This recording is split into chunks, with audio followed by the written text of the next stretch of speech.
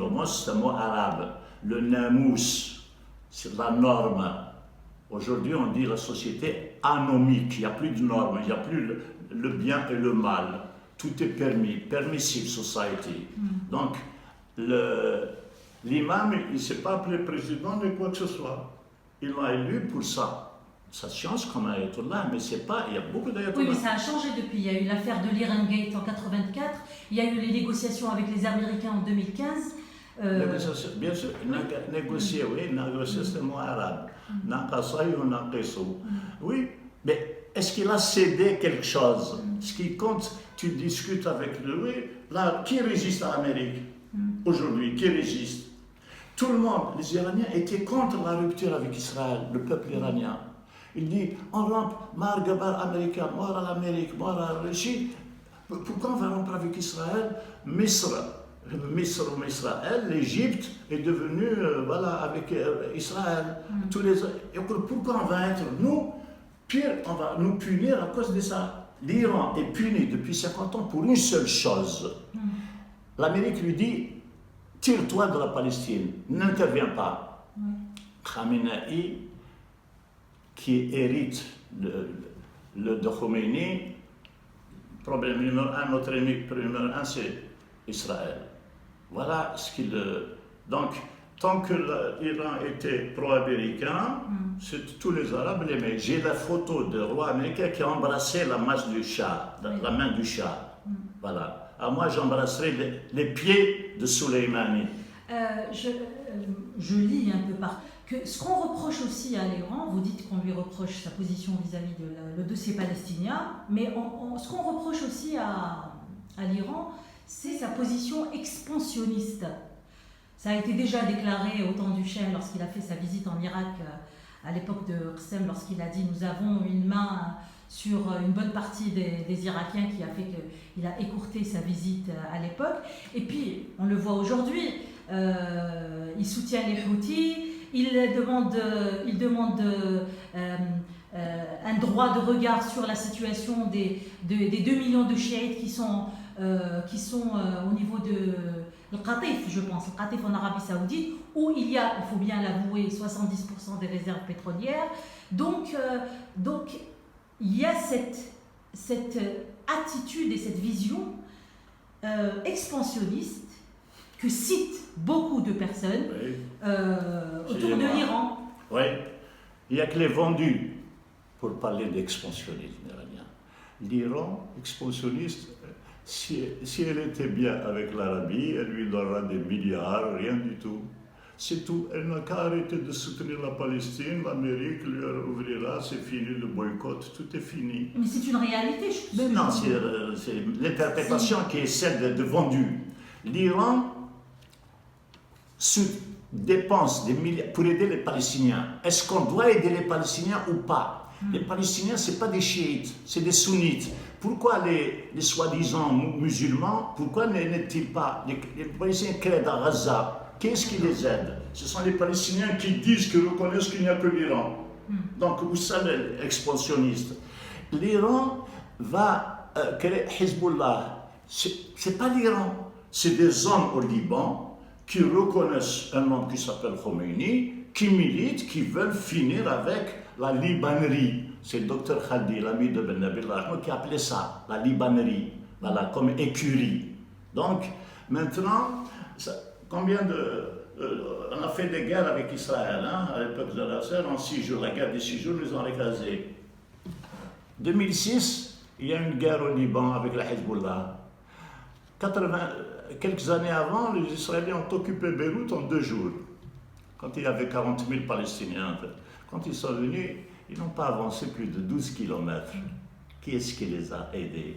Qui est-ce qui les a entraînés? C'est l'Iran, c'est les hommes, les grands hommes d'Iran. Donc ça, qu'est-ce qu'ils sont devenus au Liban? Ils sont devenus iraniens, c'est quoi? Ils sont devenus autonomes, ils peuvent se défendre. Donc, les Houthis, vous me parlez du Yémen, on n'a pas... Jamais un Saoudien, une arme saoudienne n'a combattu Israël. Et on va détruire l'ancien, le pays arabe le plus ancien. J'y ai passé 6 mois. Voilà. Alors les Houthis, ce n'est pas des chiites. Les Houthis, j'étais là quand ils ont mal, al-Maut l'Américain, al-Maut l'Israël. Ce sont des disciples politico de l'Iran, de Khomeini, pas de l'Iran, de Khomeini. Voilà. Et puis il y a Zaydi, à la base, c'était pas Zaydi, c'est un madhab qui est plus proche. Ils croient que Imam Ali c'était le premier qui aurait dû, mais ils acceptent, ils tolèrent, ils acceptent, ils disent bon, voilà, ils ne font pas la guerre comme voilà. Donc, il est où Et au Bahreïn, l'aide à la tentative de putsch contre le Bahreïn, c'est des chiites à 80%. Pourquoi n'ont-ils pas le droit de se dire chiites? Voilà le problème. Non, pourquoi? Mais les Iraniens, ils ont tenté de renverser l'émir au Bahreïn. Le Bahreïn, l'Irak, c'est des vendus. L'Irak, ce sont des vendus. J'étais là-bas. Quand j'ai cité, il y a des Algériens dans une faculté arabe iranienne à Najaf. On m'a demandé de parler de Khomeini quand il était en France. J'ai dit l'imam Khomeini, radiyallahu anhu. Il y avait avec moi 3 Irakiens chiites, professeurs. C'était décidé que je donne 11 conférences dans 11 universités. Au retour, ils ont annulé les 11 conférences. Pourquoi tu cites Khomeini? On a les ulama de l'Irak. Oui, j'ai dit, je connais Baqir Sadr. Mais non, Khoué. Ah, Khoué, oui, je sais. Il a reçu la femme du Shah qui lui a donné un chèque de 50 millions de dollars. Moi, quand il arrive, lui, il ne savait pas, parce qu'il ne peut pas nier, parce que c'est connu, très connu. Même le fils de Khoué, il a dit. Donc, moi, tu veux que je soutienne quelqu'un qui a combattu mais c'est surtout un agent de. Voilà, donc les chiites irakiens vendus à l'Amérique, vendus à la Saoudite. On m'a retiré, j'étais un invité, on m'a retiré mon passeport. Voilà. Ils reçoivent de l'argent. L'Irak, malheureusement, qu'est-ce qui a fait tuer Soleimani? Soleimani, il est allé en Palestine, il est allé, c'est lui qui a creusé les tunnels, tout ça. C'est les chiites irakiens qui l'ont tué. Voilà. Ils te disent, qui a sorti les Daesh, tout ça? L'Irak a été pris par une cinquantaine de Daeshis. Qui est-ce qui a libéré ça? C'est les Iraniens. Alors, ça s'appelle l'expansion. Aider, il aide. Qui a aidé le Venezuela? Qu'est-ce qu'il est allé faire avec lui? Saturer tout. Voilà un homme, un régime dit du nom d'islamique. Vous devez aider à combattre avec les opprimés. Voilà. Mais, donc, Khomeini. Là, ce n'est plus combattre avec les opprimés, parce que là, c'est intervenir à l'intérieur de terres souveraines. Souverain, ça ne veut dire pas souverain. Quel est le pays? C'est quoi le pays souverain? Ça ne veut dire pas des mots creux comme ça. Pourquoi c'est des mots creux? Il est où souverain? Qui compte? Les Arabes, qui les contrôle? Ils sont tous under contrôle.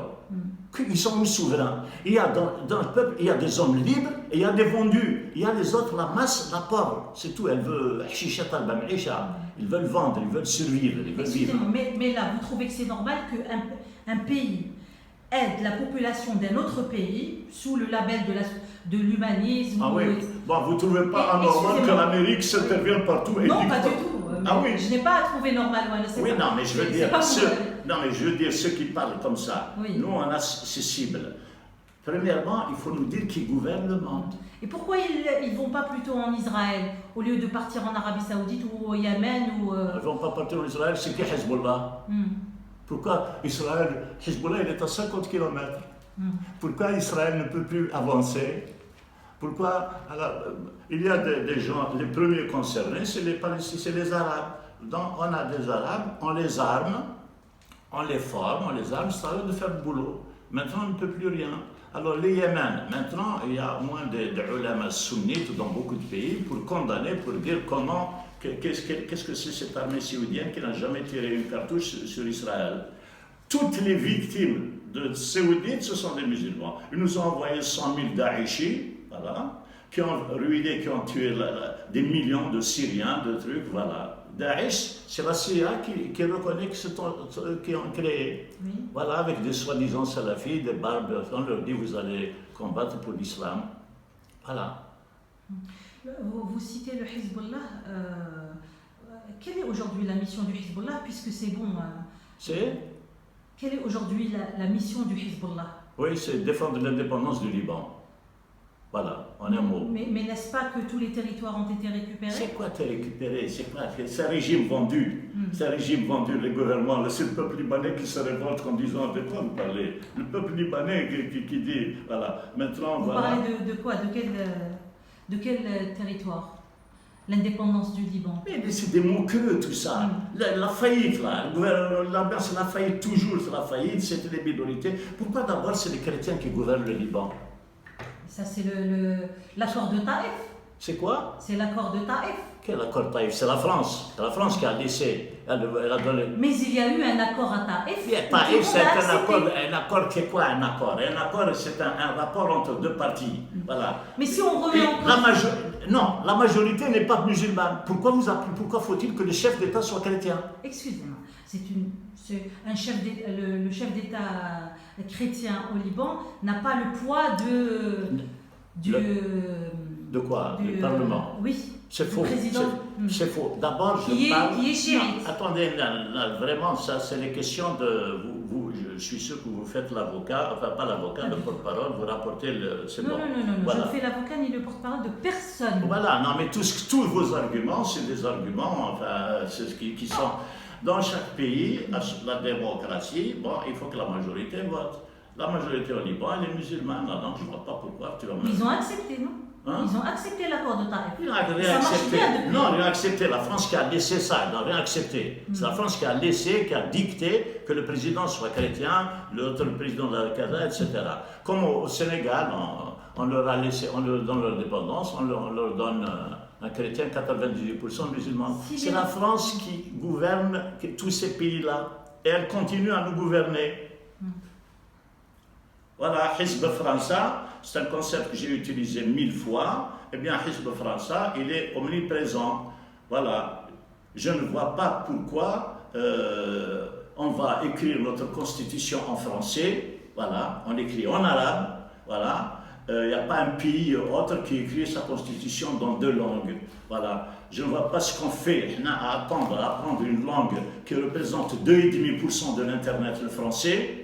Il n'y a aucun pays européen qui apprend le français depuis 30 ans.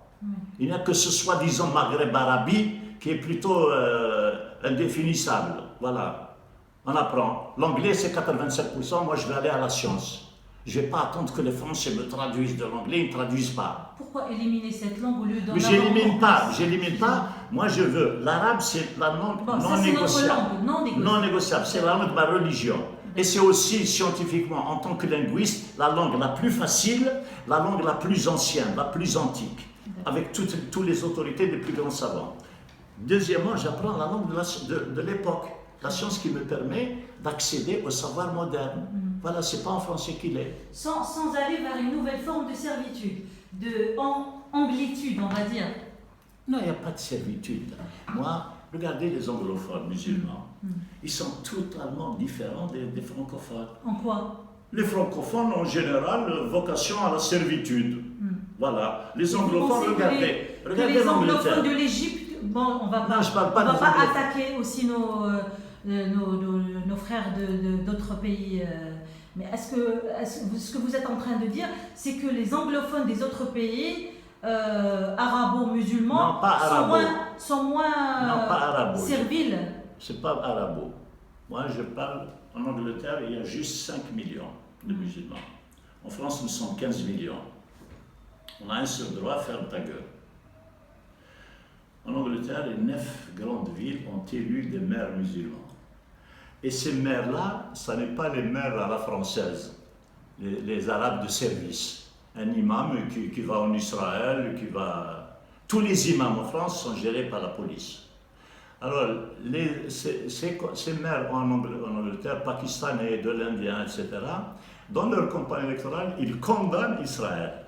Et ils sont élus par les Anglais. Voilà, élus. Alors que le programme, il ne va pas dire... voilà. Donc, regardez les pays, les autres, je parle des pays anglophones musulmans, il n'y a pas la servitude que l'on trouve chez les nôtres. Voilà. Moi, j'appelle quelques exemples chez nous. Mohamed Tazrout, un des plus grands intellectuels que j'ai rencontré. Je suis le seul avec mon frère, on l'a rencontré. C'est un germanisant. C'est pas un francisant. Il connaît français, il a vécu en France. Mais c'est un germanisant. Alors, il écrit, c'est lui qui a traduit la seule traduction qui existe, Le déclin de l'Occident. Je le rencontre. Je l'ai appelé Ibn Battuta du XXe siècle. Voilà. 1917, il va en Iran, il va en Union soviétique. Voilà. Il disparaît, à l'époque, il fallait être au service militaire. Il disparaît et... Alors, et quand il revient, il va pour le service militaire, on dit, mais où est-ce que ça fait 2 ans, on n'a aucune trace de vous. C'est là où il était. Et il y a en fait Nsibou, son gendre, qui a été secrétaire général du gouvernement pendant 30 ans, il vient me réclamer. Le Tazrout m'a confié sa traduction du Coran. Avant de sortir, je lui dis, quel conseil vous donnerez aux jeunes musulmans? Ne rougissez pas d'être mahométan. Sa femme, Gawriya, lui dit, encore, tu recommences, moi j'aime tout le monde. Il y a 2 lits là. Alors il dit, oui, vous aimez tout le monde quand vous les écrasez. Alors là, as-sifi dhamman, comme on dit en kabyle. Voilà un mot arabe qu'aucun arabe ne connaît. As-sifu, mais safe. C'est pas l'épée. As-sif, c'est la rivière. As-sif, il dit, comment ça fait 40 ans, 50 ans? Alors, la fille de Tazrout, je vais la voir, elle me dit, non, c'est un menteur, c'est un. Voilà. Et on lui fait, on invite Hadar Sibou au centre culturel anti-algérien de Paris. Voilà. Il me demande la copie de mon tafsir, de sa traduction du Coran. Je dis, monsieur, vous ne connaissez pas le mot de amana. Ce livre m'a été confié. Tazrout n'était pas un bon arabisant. Je révise, je publierai. En tant que gendre, je vous autoriserai à publier un jeu, à condition de ne pas aller contre le cadavre. J'ai refusé. Qu'est-ce qu'il fait? Il appelle notre qui est en prison, là, notre Premier ministre, lequel prend contact avec quelqu'un, qui prend contact avec mon frère pour qu'il récupère la traduction de Mohamed Tazrout. Mohamed Tazrout, en 1955, le Congrès des civilisés. Il donne une tribune à toutes les religions, venez vous exprimer. Voilà, là c'est Mohamed Tazrout. Voilà. Regardez les grands Iqbal, tous les grands penseurs musulmans anglophones. D'abord, ils se tous apprendre l'arabe, le persan, ils connaissaient les langues majeures de l'islam. Voilà. Alors là, on apprend une langue la plus difficile qui ne sert plus à rien. De toute façon, dans 20 ans, il n'y aura plus personne pour parler français.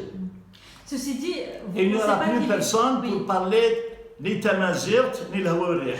On y revient. Oui. Ceci dit, vous ne pensez pas qu'il faut quand même différencier entre la francophonie et la francophilie? Je ne mélange rien. Ma position, elle est scientifique. Le français représente 2,5% de l'Internet.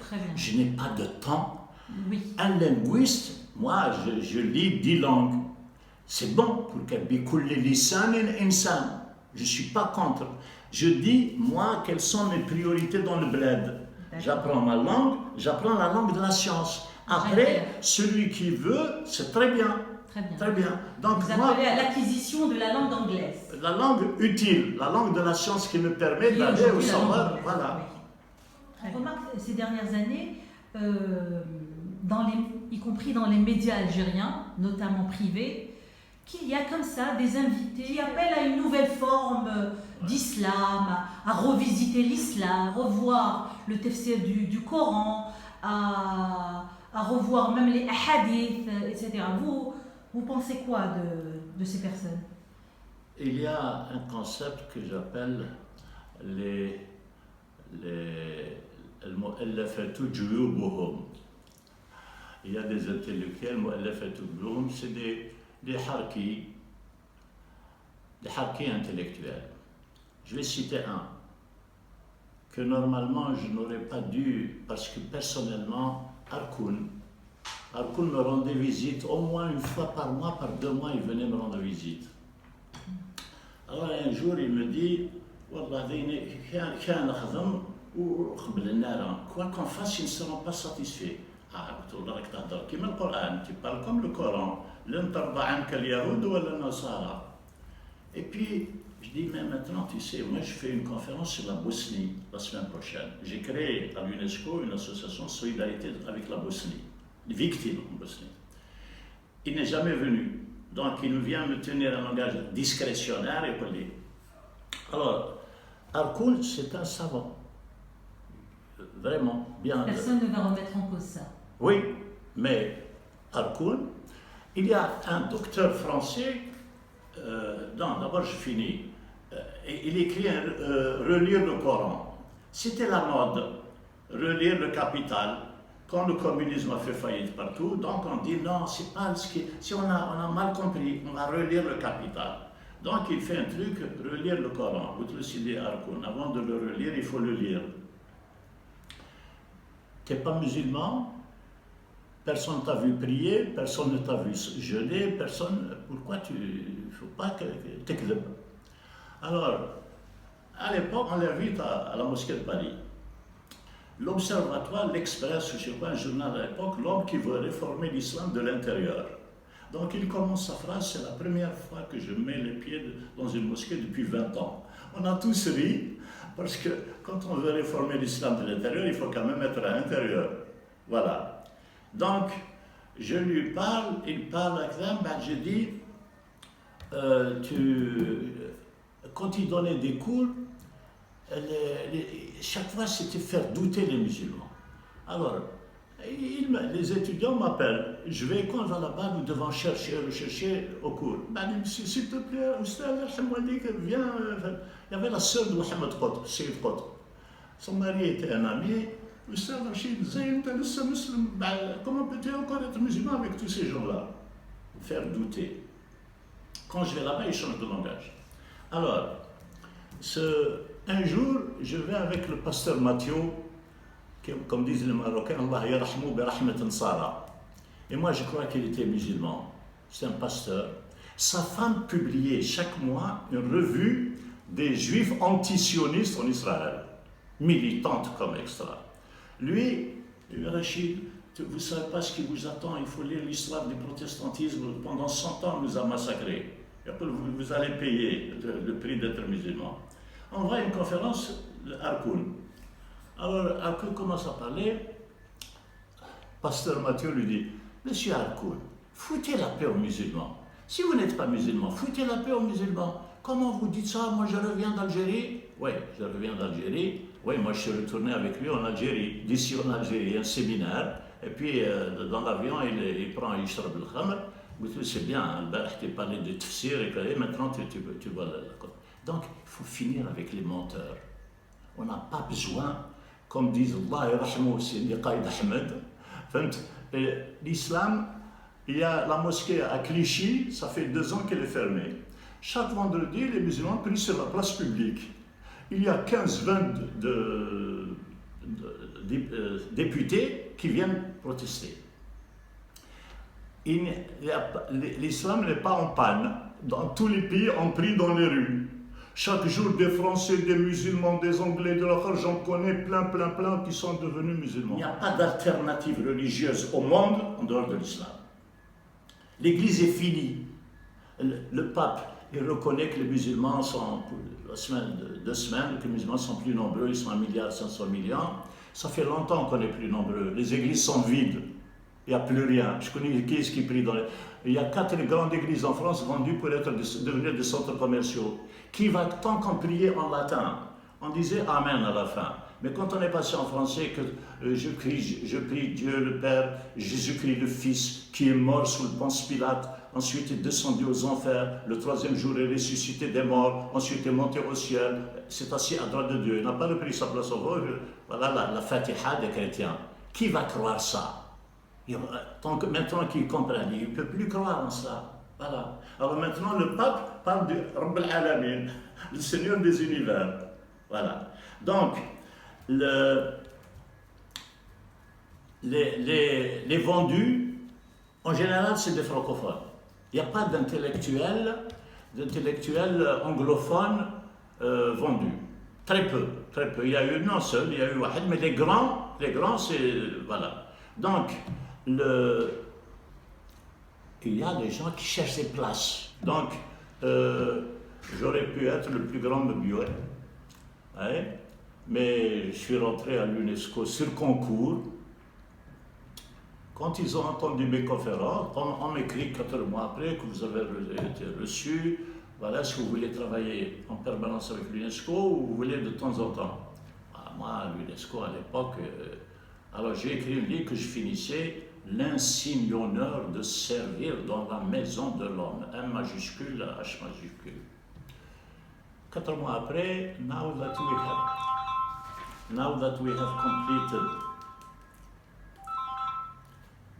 we have completed our recruitment, maintenant que nous avons fini les recruteurs, on a le regret de vous faire savoir que... Alors, heureusement, à l'époque, il y avait des partis progressistes qui se réunissaient à Madagascar, on m'invite de Libye, je vais à Paris avec les 2 lettres. La responsable anglaise, j'ai dit dans quelle lettre vous montez, dans la première ou dans la deuxième? J'ai été reçu ou pas? Elle m'explique 40 minutes qu'on ne peut pas me recruter. Et en bon musulman, je me lève. Madame, you decide here, but there is someone above who decide. Vous décidez, vous ici, mais il y a quelqu'un en haut qui décide. Je n'ai pas dit Dieu. Elle a compris que je vais monter au 4e étage pour le plaindre. Je suis encore debout, elle me dit « When would you like to start ?» Quand aimeriez-vous commencer? Je me suis assis et j'ai dit « choc oh » à lui. Et j'ai commencé mes problèmes 10 jours après. J'ai dit à Allah qui m'a fait rentrer, j'ai commencé mes problèmes 10 jours après. Une Française qui vient, speed reading, lecture rapide, on nous apprend. Nous autres Français sommes légitimement indignés de voir les rois du pétrole d'Arabie Saoudite confier à un boucher le soin de découper la main du voleur. Je lui fais ça. Je dis, madame, vous êtes à l'UNESCO. Ici, ça s'appelle l'exterritorialité. Vous n'êtes pas en France ici. Ici, c'est l'UNESCO. Alors, elle me dit, je sais, c'est délibéré. Ben moi, je ne suis pas là pour me faire insulter. Je prends le téléphone, j'appelle le chef de la division en allemand. Il arrive, il voit le texte. Je dis, vous n'avez pas tous les textes de l'UNESCO pour nous exercer la lecture rapide? J'ai dit, mais qu'est-ce qui vous prend, madame? Ici, vous êtes à l'UNESCO, hein, votre cours s'arrête tout de suite. Voilà. Je rentre à l'UNESCO, je découvre que 80%, 800 fonctionnaires sont français, 200 anglo-américains occidentaux, l'Allemagne, l'Autriche, 1000, et 200 pour le reste du monde, le milliard de Chinois, le milliard d'Indiens, le milliard de musulmans, l'Akhla. Donc je monte dans l'ascenseur, dans cette organisation dite internationale, mais en réalité française. Voilà. Donc, les mythes, j'ai appris à les détruire pour les avoir vécus. Et vous détruisez aussi les mythes dans votre étude de l'étymologie revisitée, ce que parlez-vous veut dire. Oui, parce qu'on nous a appris beaucoup de mensonges. Donc moi, je revisite tout. Voilà. Mais j'ai des précurseurs. Moi, je n'invente pas. Avant moi, il y a eu Black Athena. Pour nous, Démocratos, ça vient de Démos, Kratos grec. Théocratie, de Déo, Déu, ça vient de non-Dieu. Alors, il y a un livre qui s'appelle Black Athena. Il y a 40 ans, c'est un américain. Découronnement des Grecs, révision, ce n'est pas les Grecs, et encore lui, c'est un sinologue. Voilà, log, c'est un mot arabe, la lura, monologue, hein, c'est pas grec, logos, logos c'est la lura, lingua. Alors, Black Athena, the Asiatic sources of les sources asiatiques de notre civilisation. C'est là que je me suis promis, parce qu'il a déconstruit la Grèce, voilà, qui ne s'auto pas qui ne se magnifiait pas. La Grèce ne se regardait pas comme grande. C'est au XVe siècle, XVIe siècle, quand on a l'Espagne et le sud de l'Espagne, c'est là que les Occidentaux sont revenus et se sont fabriqués un mythe grec. Ils l'ont grandi. Mais sinon, les Grecs, il y a Solon. Les Grecs allaient toujours. Il y a quelqu'un qui s'appelle. Voilà, bon, Black Athena. Donc voilà le premier. Il y a un Algérien. Il ne connaît pas bien l'arabe, il ne connaît pas d'autres langues, mais il a fait quand même une recherche là-dessus, qui s'appelle Ben Atiyah Abdelrahman, dont personne ne parle, le substrat arabe de la langue latine. Alors, il y a Pierre Rossi, il y a Faurisson, les révisionnistes. En France, on l'appelle révisionniste. Nous, on révise tout. 20 fois sur le métier, remettez votre ouvrage, polissez-le sans cesse et le repolissez. Il faut polir et polir. Voilà. Sakala school, école en français, moi ça me donne rien. School, Schule en allemand, Saklo, polir et repolir le travail, le finir. Voilà. Donc, Faurisson, en 1972, je suis à Paris, je vais à Paris 2, je vois une conférence. Les chambres à gaz ont-elles existé? J'assiste à la conférence, on était 7. Faurisson le commence, voici les chambres à gaz qui existent dans le monde. Et voici ce qu'on nous dit être la chambre à gaz à Auschwitz. Conclusion, ce monsieur-là va nier Auschwitz, l'Holocauste. Moi j'ai passé un mois à Auschwitz. À Auschwitz, c'est écrit ici sont morts après environ 1 500 000 cadavres. On arrive en France, ça devient 6 millions et c'est écrit dans la loi. Celui qui contredit ça, il s'appelle révisionniste. En 1982, il y a eu un grand, j'ai oublié son nom, le grand linguiste américain, qui a dit quand même, il y a eu 52 universitaires qui ont dit il faut supprimer cette loi quand même. Comment on ne peut pas étudier l'histoire, on ne peut pas revoir les chiffres. Et Chirac avait dit il n'appartient pas au Parlement de dicter la recherche. Donc on a cru, alhamdoulilah, on va finir avec la loi Fabius. Eh bien non, il a mal compris, parce que si tu veux changer la loi, tu vas perdre ton poste. Donc il a renoncé à changer la loi. Voilà. Alors,